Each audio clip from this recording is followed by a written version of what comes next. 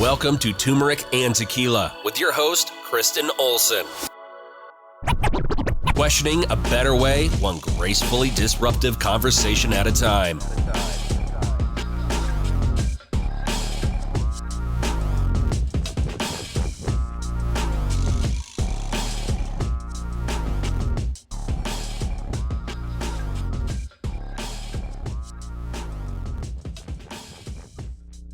Hi guys, KO here. Welcome to Turmeric and Tequila. We are back.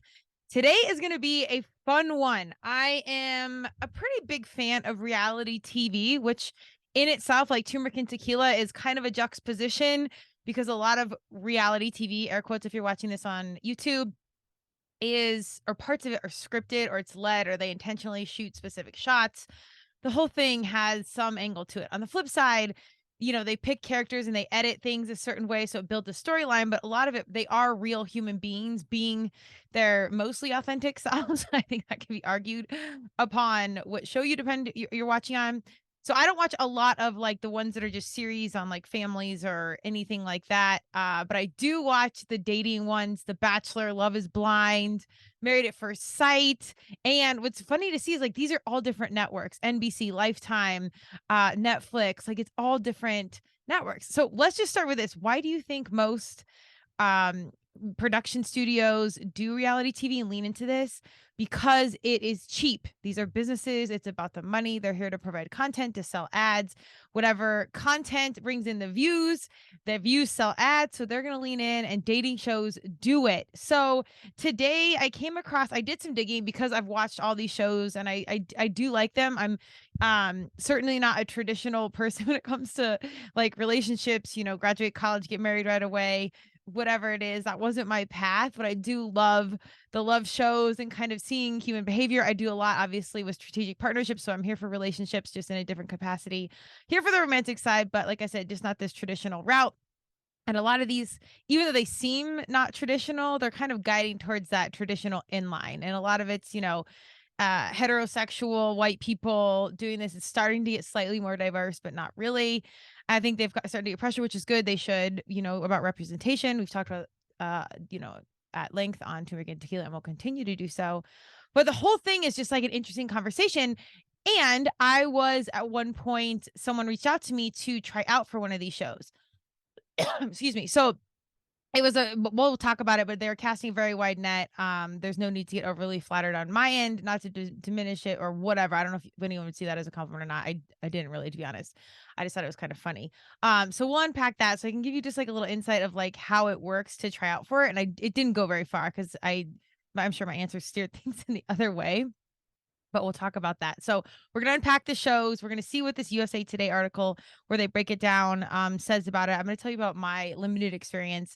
And then we're going to break down the success rate of The Bachelor, because the more I like watch that, the less I'm into it. And it's starting to fade. And that was also kind of an inspiration for this conversation, is like, does this have legs to it for a long time? Like, I work with marketing and branding, and like these ambassadors, they're going on TV shows and are influencers, and now they're becoming influencers. Was it ever about love? I just find it less and less appealing. So let's unpack it. Let's start with this. What they say, like I said, there's an article from USA Today, and it says, "No lasting love, no problem. Why we still can't stop watching reality dating shows." I'm going to take a drink of water. Reality dating shows are the bread and butter of reality TV. Why? Because they make the money. They have all the elements that grab our attention: everyday people, competition, romance, and juicy drama. But with the exception of 90 Day Fiance, the success rate of couples on Love is Blind, The Bachelor, Married at First Sight, and other shows is low. Fewer than 50% of couples have stayed together or gotten married when they were paired on the final show. Only 7 couples from the 4 seasons of Netflix Love is Blind are still together among the 23 who were paired. Just 5 couples made their love last in 27 seasons of ABC's The Bachelor, and 4 are intact on its counterpart, The Bachelorette. Lifetime's Married at First Sight has led to 11 long-term relationships out of 59 matches. Let's be honest, reality TV fans don't care whether the shows are a successful way to find true love or not. So why do we keep watching it? Okay, I'm going to pause there. I think that I do care. I actually am getting annoyed. And again, this is kind of what sparked this conversation that they're not actually working out. And I do like Married at First Sight. It's on Lifetime. That's one of my favorites. And I just cut my cable. I switched over to YouTube TV. I'll give you a full review on that at some point. It's okay. Don't love it, but we definitely had to cut the cord to cable because I'm over that situation. But now Love is Blind Lifetime is a subscription. I'm not gonna do that. So you can watch it like for free the next day with commercials. And I'm like, am I incentivized to do this dance, wait for the commercial, whatever? And it's probably no. In fact, I think I watched the last one, but no like reunion or anything else. I don't know that it's worth the trouble. So I'm wondering if these shows really do have legs because the drama and like the people are interesting, but I'm sick of them not working out. And especially Love is Blind when they match them. Some of them don't seem like a good match at all. And I know that the professionals probably have a limited pool to pick from because a lot of things got to fit in the box and they have to be from the same city. They've got to want these things. I mean, I don't know how many people out of all humans on this earth want to get married at first sight. I'm guessing less than 1%. I'm not a math human, but that does not seem super appealing to me. And if you watch a show at all with this low of a success rate, price is wrong for me. Like there's no way you're going to do all this work and go through it when that low of percentages match. And it's not that they don't match. If you watch a show, it's like they get dragged through the mud. Like it's fighting and slam doors and like they're just mad at each other. I mean, some of it's pretty brutal. I almost could think some of it's traumatic. So like not only do you not end up with a successful marriage, there's like some potential trauma in there. I don't know. But then on the flip side, my lover, dreamer, believer heart is, well, man, what if it works? What if universe, God, Madonna collide and it's like, go on TV, get married, let's just see. And boom, you're like that 0.03% that works, then it's worth it. So I have no good answers. For Love is Blind specifically, I'm kind of blown away each season when it's like one success rate. I'm like, oh, there's no one better for this person. Or like, wow, they really put them together. I don't see these people together at all. But also that's not my professional job. And I'm also not in sales on Lifetime. So maybe I don't know. We don't know. Okay, going back to the article.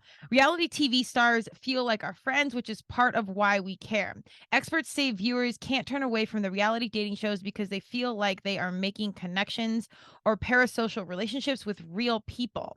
Reality television stars tend to be more accessible than stars in scripted programs, says Lehigh University's associate professor of sociology, Danielle Lindman.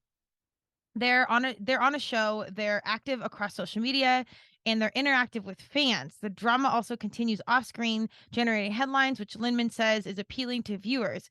We see reality stars on the screen being themselves, not being a character, Lindman says. And the article goes on, I don't know that I agree with that. And I kind of have this unique perspective where I've done brand ambassadors and influencers and marketing for a really long time. And I've worked with people from reality TV. And I think even, 10 plus years ago when some of these initial shows were starting out on like not my so-called life. That just showed my age right there. My 600-pound life or the real world, which I think that was early 90s. Like, so I think then people didn't really know there was no Instagram, there was no like monetization from your name, brand, and likeness from, you getting on this reality show. So I think back in the day, it really was a lot more pure and producers didn't really know how to package it so shiny and twisted. But now I don't. Yes, they're accessible because they want to engage with you. They want to get on Instagram and work with you because they're building a brand. They're not building a love relationship. And this is a total generalization. But of all, the ones that I've worked with, it's not saying it's wrong or it's bad people or anything like that. I'm just saying the agenda and the end game is completely different. The initial reality shows had no Instagram or anything else. You don't see any of those like original real world casts. I think there was a catch up on was it Prime Video or Netflix, and it re-got together the first Real World house, and I didn't remember any of them. I think maybe one of them was somewhat still notable, but everybody kind of just went on to like do a normal life. So it was like just a totally different vibe. So now, this professor of sociology, not discrediting what they have to say, I just if it feels accessible and it feels real, that to me means that our young people are watching. And like, if you're under 18 and you're looking at this and you're thinking these people's feelings and actions and everything are real and it's really driven by building an influencer empire, we have a problem with that. And that is why we have Turmeric and Tequila, because we got to start telling the truth and, advocate for those that can't advocate for themselves and let our kiddos see the other side of what's going on. And it's not even that it's bad. It's just not fully truthful or fully transparent, which most things on TV are not. So, there's all of that. But it's kind of amazing. If you go on there and you look at some of these stars that have been on reality shows for love, for dating, and if you happen to see some of them before they've gone on, which I've known people before, and then after, it's not just they increased like 2 or 3,000 followers or 100 followers. They increased by hundreds of thousands, some millions. I mean, the impact overnight can be exponential, and that with great power comes great responsibility. And am I sold that they have that responsibility for their voice? No. A lot of these humans are between, I don't even know, 21 and maybe 30 on some of the Netflix shows. I think they're a little bit quote unquote older, and that means over 32. But The Bachelor and Bachelorette is like 20 to 27. And if you think about your 20, 21, 22-year-old self, and you saw these shining lights of potential of Instagram, whatever, maybe you are there for the right reasons. That's fine. Regardless, you're walking off this show with this massive following, whether you wanted it or not, which I do think most of them do. Leave your comments in the comment section. And I don't know, they know what to do with it. And newfound fame and opinions. The public is aggressive. So you can think this fame and all this stuff looks really great, but people are going to have something to say about it because they feel close. So then they feel entitled to have an opinion on your life decisions. So if you are an aspiring bachelor, bachelorette, love is blind contestant, whatever it is, an influencer seeking your situation, follow your heart. Not here to tell you to not do that. I would say number one, define your core values, get in, know, so you're not, internally, emotionally distressed by the time you're in a situation that does or doesn't serve your values. So get clear on those, and then be very mindful and conscious. People say be careful what you wish for. I say be conscious for what you wish for, because it might become true, and that's fine, but understand all the things that come with that wish and the sacrifices that go with it, with fame, notoriety, opening up your life to public opinion. It's all there. And on the flip side, if you're the 1% or whatever it is, and if you find love, magic. But let's just keep this whole thing in perspective and take that 10,000 foot view so you can see what's really going on here. Back to the article. A Love is Blind cheating scandal, season 3, couple SK Alagabada, pardon my enunciation there, and Raven Ross led to many deep dives from fans on TikTok, and season 4's love triangle between Marshall Glaze, Jackie Bonds, and Josh Demas spurred a tense reunion. Bachelor season 22 camera followed the moment Ari Lyuendijk Jr. broke off his engagement to Becca Kerfwin for his runner-up and now wife, Lauren Burnham. And TLC's 90 Day Fiance has a spinoff, Happily Ever After, to make sure we keep up with the couples. And you know what? I tuned into all of them. That's the person writing this article. I'm sorry, I don't know the names. It's so funny because I've watched this and it never mentions their last name. So it's almost like I only know them by first names and reading last name messes. I can't remember even who they are. The whole thing with SK and Raven blew my mind. If you haven't watched it, spoiler alert about to happen. They get engaged in the first part, and or he says no or something. Yeah, they go down the aisle. He says no when it's like when they're standing there in front of everyone at the wedding. She says yes, so that's weird. They come back and he decides he does want to be with her. He proposes in the next show, and then he comes out in social media or in the reunion that he cheated on her. So I don't know what SK's problem was. Raven actually seemed pretty awesome, fitness human, I think from New York. I've probably crossed paths with her, honestly, at some point. But that was like a really sad show. I thought they were a super cute couple. It seemed authentic. And, there was like embracing of religious practices and lifestyles. Like it really seemed they were, coast to coast. They were a super long distance relationship. It seemed like a thing, but maybe SK's intentions weren't pure. I wasn't one of those. It was on TikTok unpacking it all, but I was bummed out to hear that one. And my heart really bled for Raven, because it was like a no once, a yes, a proposal, like your quote unquote dream moment. And then go back on TV to say he cheated. I'm a masochist as far as fitness. I like to do hard things, But man, I don't know that my little heart could handle this up and down, back and forth, all in front of the camera. I mean, this is really intense. Take a moment and really think about your worst breakup or like worst situation, whatever it might be, and then put it on TV. Like, really think about that for a second. That's so brutal.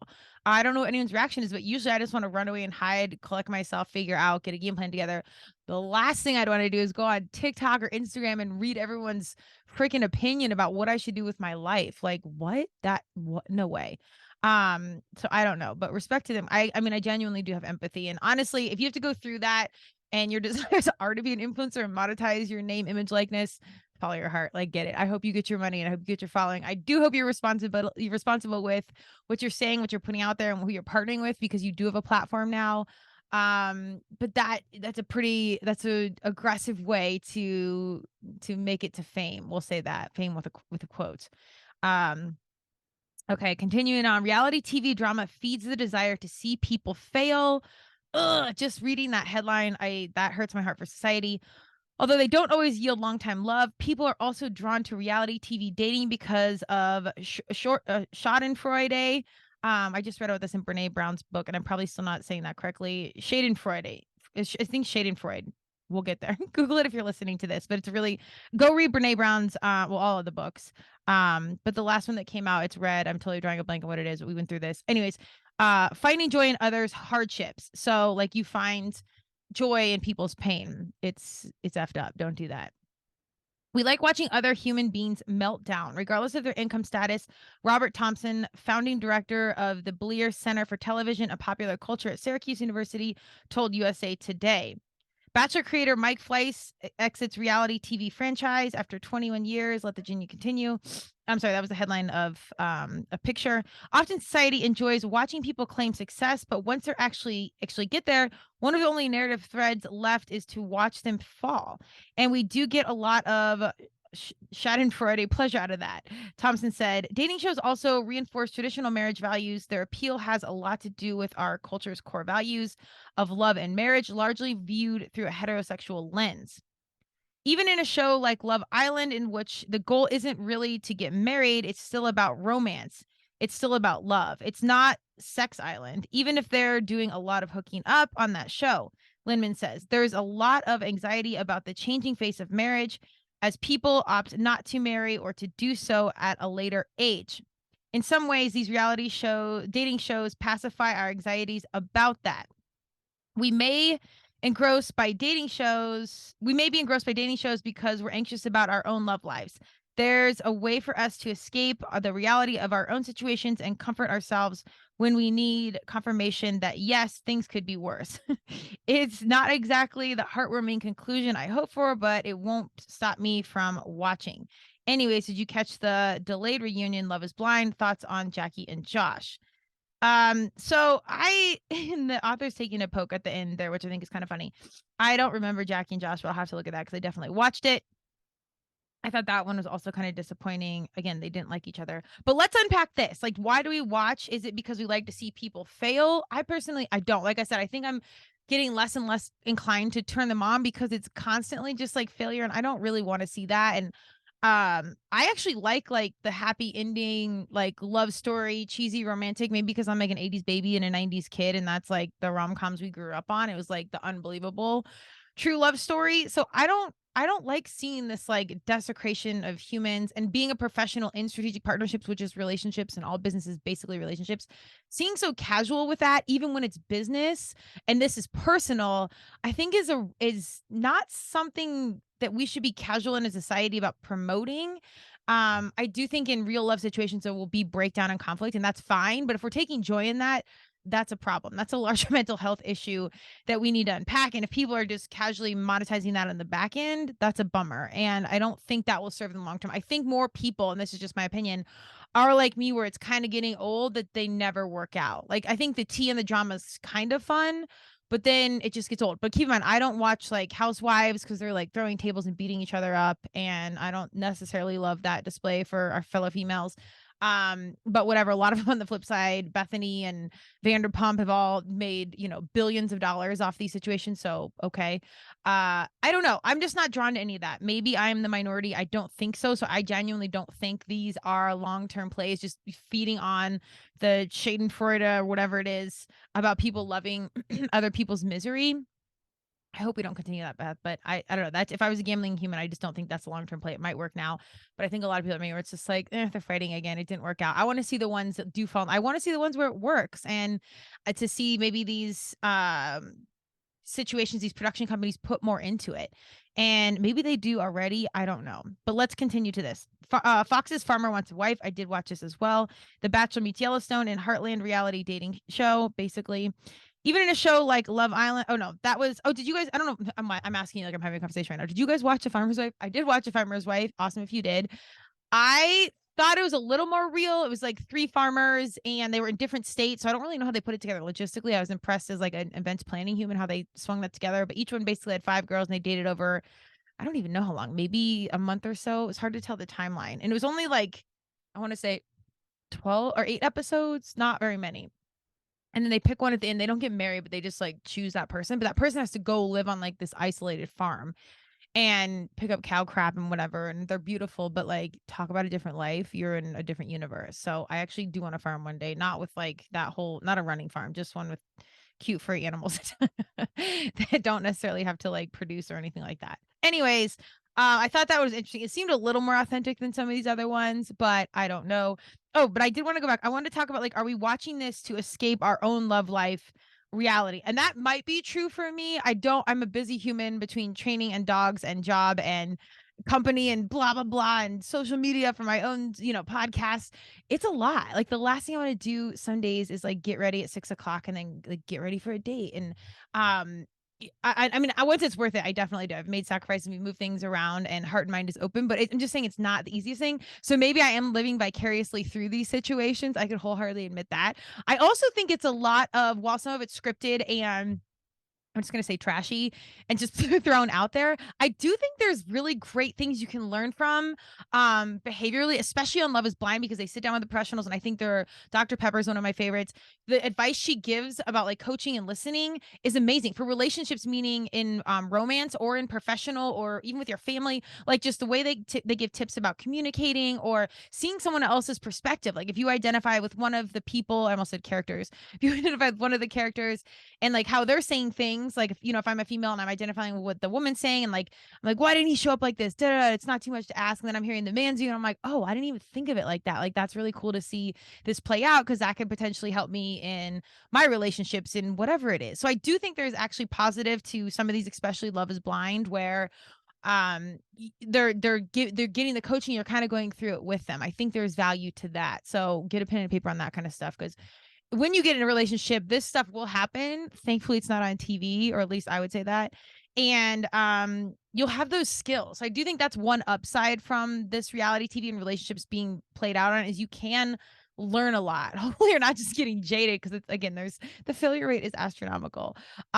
See the glass half full, and yay, let's cheer for the ones that did work out. But I would say reap the gold and then honestly get the F out. That's kind of what my situation is, the way I take it right now. Okay, let's jump back into this. I think that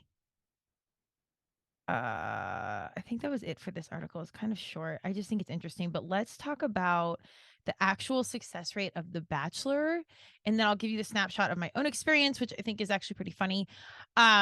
So I've worked with KO Alliance. We've done a lot with influencers, brand ambassadors, people. We help align key voices with mission-driven brands. And it's awesome because I really believe that when you find authentic people that are really excited about, BMW or, Coca-Cola or whatever it is. I don't work with sugar companies, but, consumer packaged good that's super healthy and clean, turmeric popsicles. And you get people to bleed it and you put it together, and like that word of mouth can be exemplified and, magnified through this person's voice authentically, and it's all real and it's happening in real time, social media following, blah blah blah, of course, but they're actually bleeding it. I think it's amazing. I think that's how companies get ahead, especially these smaller ones that don't have huge budgets. Like when you align the right people and you build these right teams that can then in turn build the right community, it's amazing. I'm so here for influencer marketing done in the right way with authentic relationships. So I've worked with people from reality TV. I've worked with people from The Bachelor and Bachelorette specifically, not a ton, so I have limited experience, but I've seen enough to see them before the show go, and they didn't. Some of them went pretty far, some of them didn't, and we're talking about like less than 5 people. But in Colorado, there's more than a few that live out here, so they're at bars and they're in the mix of things. And again, no shade. I actually have empathy towards all of it because I think the reality TV process is pretty brutal, whether you're prepared or agenda or not. I don't know that's anything you're actually prepared for. And this is me sitting on the outside. So I've clearly not walked through it. So I only can relate so much, but I do have empathy. So putting that caveat out there. That being said, seeing them go from like 0 to 100 with nothing going on the show, coming off and having this following, it's pretty crazy. You get followings, and then you get sponsors, companies and brands want you to shout out, you get appearances to show up at clubs. I mean, it's kind of crazy the following that the Bachelor and Bachelorette has, and I do think it's probably between, I don't even know, 12 and 35, and then there's maybe some that are 35 to 50, but I think the younger the ones that are really showing up and going to the clubs and doing all this. And some of these guys are like Justin Bieber for that community, and it's crazy to see because there's not a lot of rules of it. Like if you're Justin Bieber, there's tabloids, there's some point of accountability, which clearly for a while he didn't care about that. But you kind of get handcuffed on some things, sort of, not really, but this is like you can just do whatever because like not enough people know who you are. It's not like Madonna or Missy Elliott or whatever in my pop culture world. You're like tiers below that as far as fame. So there's not enough to, like, in my opinion, really hold you accountable. So I see some of these guys go from 0 to 90, money, and guys are girls, and just you're all of a sudden you see this flip of the ego. And I think it would be for that way for anyone because you just don't know what to do with all this newfound quote unquote success and quote unquote fame. And I don't know. So it's a really interesting process, but it's perplexing because you see like famous people that have been like Salt and Peppa. I think they've got, I could look on here, but like 400,000 followers. I think they're in the Hall of Fame. If not, there should be. They're hip hop royalty, whatever, 400,000 followers. You have someone that's on The Bachelor, Bachelorette for 3 shows and they're at 1 million followers or 700,000 followers. I mean, it's like there's notable humans in the game that have been around doing quote unquote notable things, and notable is subjective. But then you have someone go on TV for a dating show, intentionally and authentically or not, doesn't matter. And now they've got this massive following that genuinely follows and engages, and there's impact. It's all monetizable. It's kind of scary. And I kind of got out of, like, we shifted the business to get back into core values and working directly instead of consulting the companies. We were coaching the humans. So now we're intentionally coaching the humans on core values and going around that way with influencers and really getting to the authenticity because purpose and my core values matter to me. But it's a really interesting game. And let me be clear, this isn't to throw shade or call it out how bad it is or anything like that. I think we just need to shed some light on it, on what's going on, and like really have some comparative analysis. Like, okay, we got these people that have done X, Y, Z till they're 24, and now they've got 700 to 1 million, whatever, followers. And meanwhile, we've got these adults with really notable such academics and artists and whatever, and they've got a fraction of the following. So it's very interesting. And I think it's important that we see the power of these reality shows. And in turn, if they're getting that following, you got to understand these production companies that are doing these shows relatively cheap compared to like a formal production, they're monetizing all of these humans. So even if you're a rat in the game, like, and I don't say that negative, like you're the subject in the game. I meant like from like if you're in an experiment, but if you're a subject in the game, you got to understand, like, you are the commodity as the person on The Bachelor or The Bachelorette. They are monetizing your life and your story. And that's fine. If you're game, that's cool. You just need to be really clear and understand, like, that's what this is. Like, they're going on there and they're going to use you, make money off of it and sell it. And whatever happens to you happens to you. I know one person, I think it was from, was it Love is Blind or Married at First Sight? I think it was suing because she had PTSD and a traumatic experience. So I'd be curious to see in 5 to 10 years how this all shakes out in some of these shows, because I really do think it can be traumatic. And then, the audience doesn't go away and they have opinions. So I have some grace for that. But let's break down the Bachelor and Bachelorette, the success rates. It blows my mind how unsuccessful these are. Let's go. How many Bachelor couples stay together? Here's a look at the show's success rate. Zach Shallcross is in this season's Bachelor, and Zach is this season's Bachelor, and he's facing tough odds. Many couples from the franchise do not remain together. Here's a breakdown of the show's success rate. The 27th season of The Bachelor drew to a close on Monday night, led by Zach, emerged with one of the final lucky ladies. Bachelor Nation watched anxiously and sometimes angrily as Shallcross, who's Zach, fretted over who to build a life and presumably a social media empire, wink, with. Ultimately, he ended up dumping runner-up and fan fave Gabby before getting down on a knee for Katie, a nurse and fellow Austin, Texas dweller. But will it last? The odds are not in his favor. Bachelors and bachelorettes alike throughout the show's history have rarely stayed with their winning contestant. Here's a comprehensive list of all the couples from both the Bachelor and Bachelorette franchise that are still together. As of 2022, only 5 couples from the Bachelor franchise are still with their final picks. 5 couples after all that. However, counting only those who are with the person they got down on a knee for during the final episode of their season, that number shrinks to 1. With 26 bachelors in total, that makes a success rate less than 4%. Oh, I think 4% is high for this. I literally thought it was going to be like 0.03%. But after all those Bachelor episode seasons, 1 couple is together that actually proposed. 1 out of 27, is that 4? I don't know. Someone do the math and message me. I think that's crazy. Number 1, Catherine and Sean Lowe. No wonder they have them back for every single episode. They're the only couple that's still together. So they have to have them come comment with couples that are new and getting in it. This is the sole couple to emerge from the franchise engaged with no complications and remain married to this day. Sean Lowe was the star of season 17, The Bachelor, and chose Catherine, a graphic designer from Seattle, Washington. The two married in 2014 and have 3 children. Ari and Lauren. Ari Jr. started in season 22, The Bachelor, and proposed to contestant Becca. In the finale, however, film crews followed him as he changed his mind, deciding runner-up Lauren was a better fit and offering her a ring after the final Rose episode. Woof. The two married in 2009 and now have 3 children. That's super brutal. Jason and Molly, I do remember this one. In a similar plot twist, Jason, the Bachelor season's 13 star, proposed to Melissa after the finale. He then realized he had erred and wanted to propose to runner-up Molly.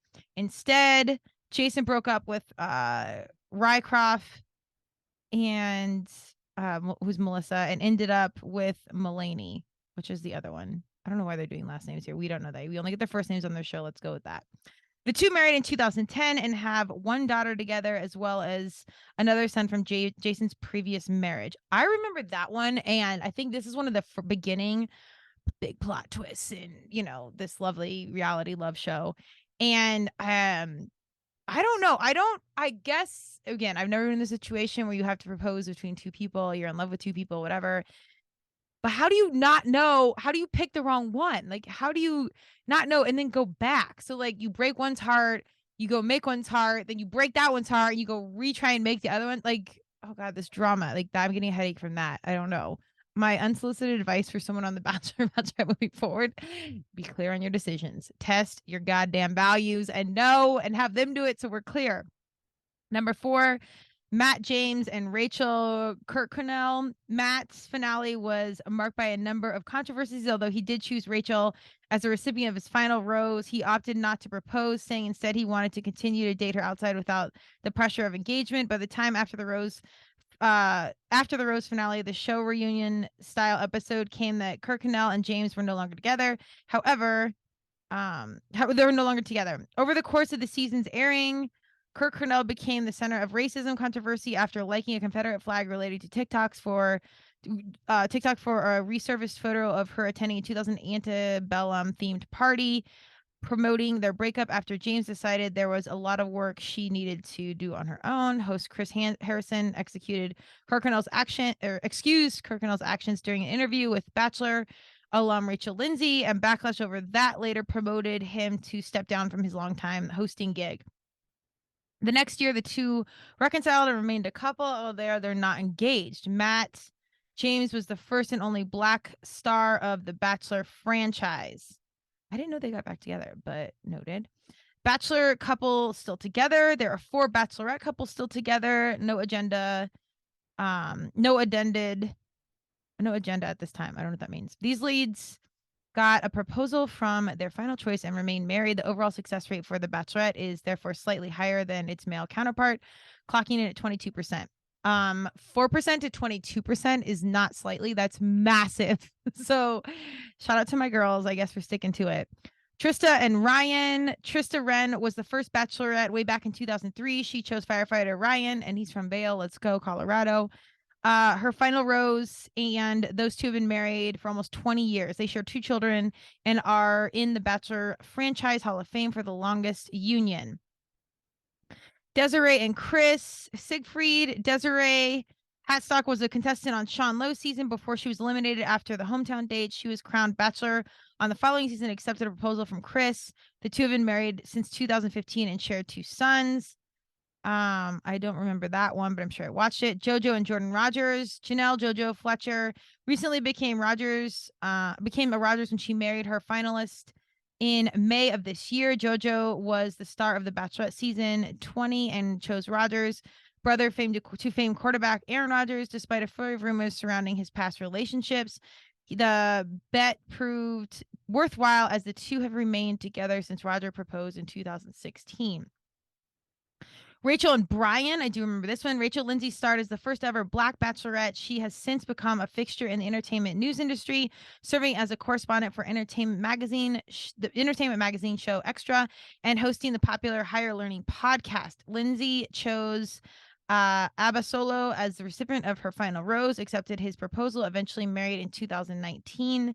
I'm a fan of Rachel. She's super smart, super driven, does a lot of intentional good out there.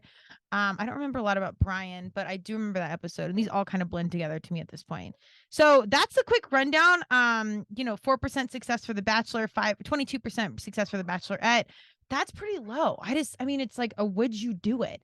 So that brings me to my little story, which I think is kind of interesting. I had I think a recruiting company or like a talent agency slide into the DMs and say, we would be interested in having you try out for Love is Blind. And first I thought it was a joke, and then I got a second message. I just like denied it or whatever. I didn't open it.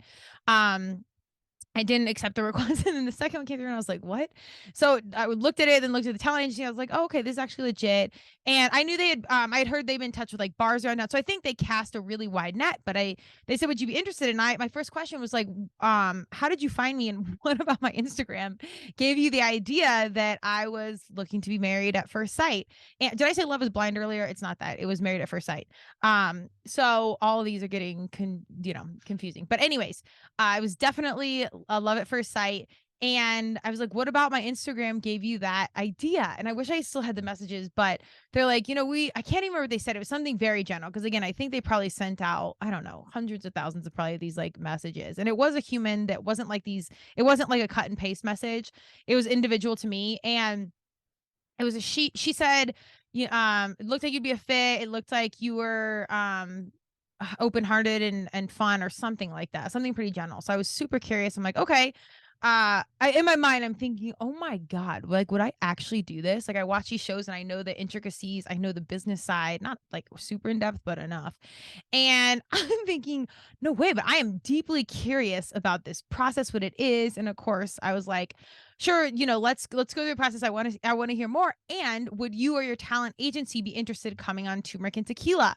And I told him about the podcast, and she was kind of like, yeah, I'm going to put you on to the next level. And we go to talk to the next person. And it was a guy, he interviewed me. It was like a half an hour to an hour interview over the phone.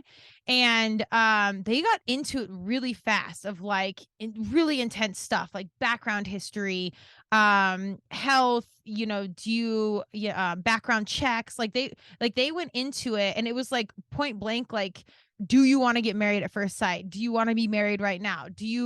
Are you okay with someone with a different religious view, with long hair, with kids? Like, I mean, the specifics were, I mean, I was of course taking it serious, but I was like smiling all the time because I'm like, this is crazy. And I think it's good because you got to really dig into the nitty gritty and get into it. And this was just like round two of probably of like 15 rounds.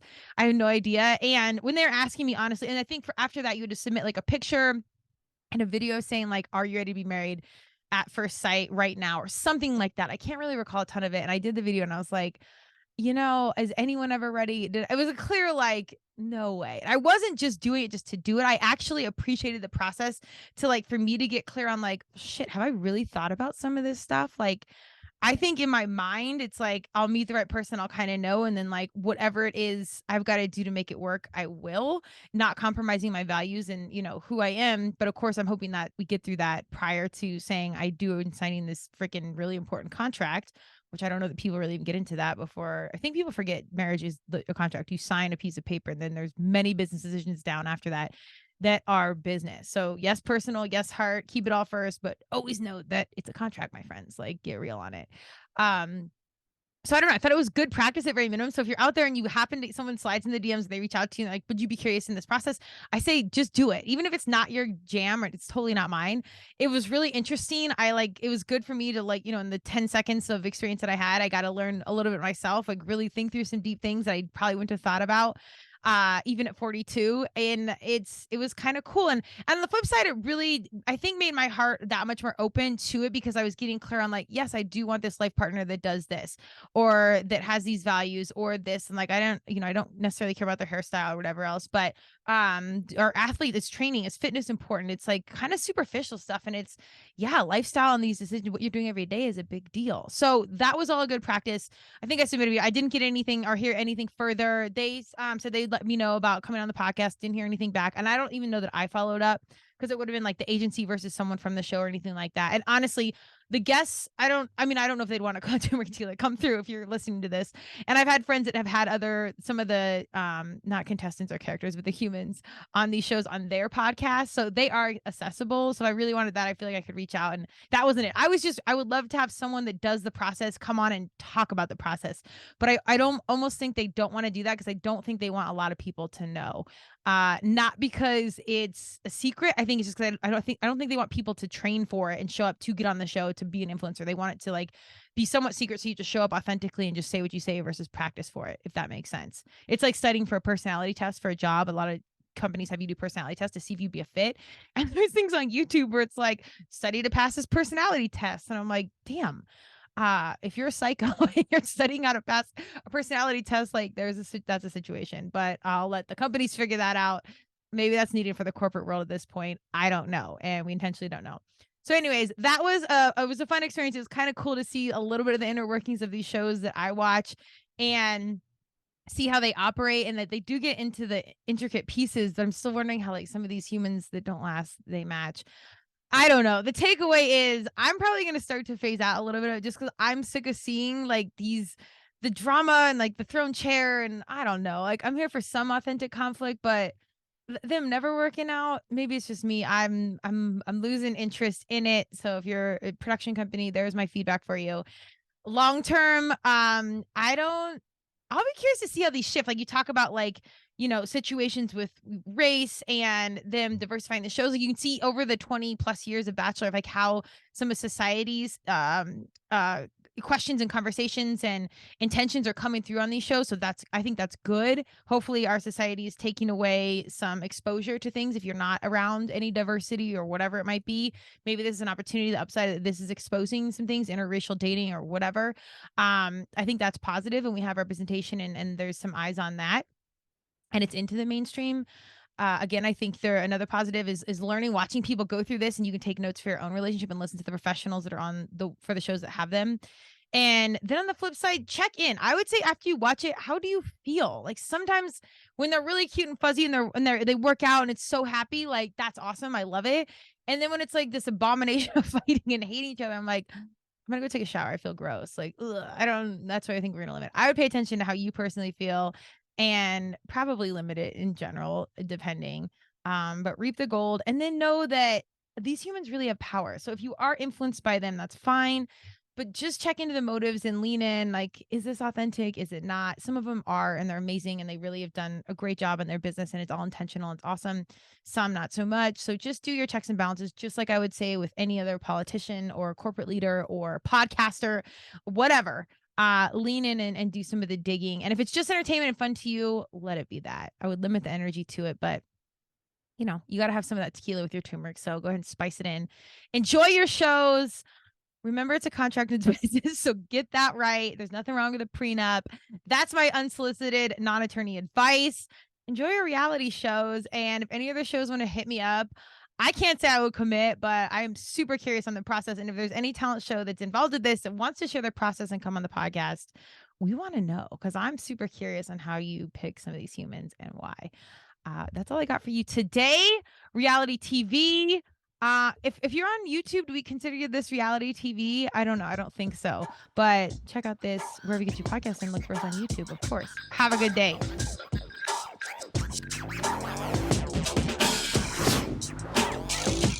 Thank you for joining Turmeric and Tequila with your host, Kristen Olson. Tune in next time, and don't forget to subscribe on Apple, Google Podcasts, Spotify, or wherever you listen.